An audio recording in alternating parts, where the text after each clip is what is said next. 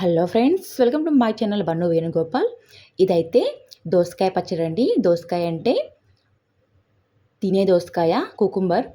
దాంతో పచ్చడి చేశానండి. చాలా బాగా వచ్చింది. రైస్లోకి చాలా బాగుంది. సింపుల్గా ఎలా తయారు చేయాలో చూద్దామా. దీనికోసం ముందుగా ఇలా కీర దోసకాయల్ని శుభ్రంగా కడిగి పీల్ తీసి ఇలా ముక్కలు లెక్క చేసుకొని ఒక బౌల్లోకి వేసుకోవాలి. ఇందులో కొంచెం చింతపండు రసం, ఒక స్పూన్ కారము, కొద్దిగా ఉప్పు, కొంచెం జీలకర్ర మెంతుల పొడి వేసి ఇలా కలుపుకొని ఒక 10 నిమిషాల పాటు పక్కన పెట్టుకోవాలి. మీరు పులుపుకి చింతపండే వాడాలని నిమ్మకాయ వేస్తే బాగోదు. ఇప్పుడు స్టవ్ వెలిగించుకొని బాండి పెట్టుకొని అందులో కొద్దిగా ఆయిల్ వేసి అందులో జీలకర్ర, ఎల్లిపాయలు, ఎండుమిర్చి వేసి ఫ్రై చేసుకున్న తర్వాత అందులోకి కొద్దిగా పసుపు వేసి పచ్చివాసన పోయేదాకా ఫ్రై చేసుకున్న తర్వాత ఈ మిశ్రమాన్ని పచ్చళ్ళలో వేసి కలుపుకోవాలి.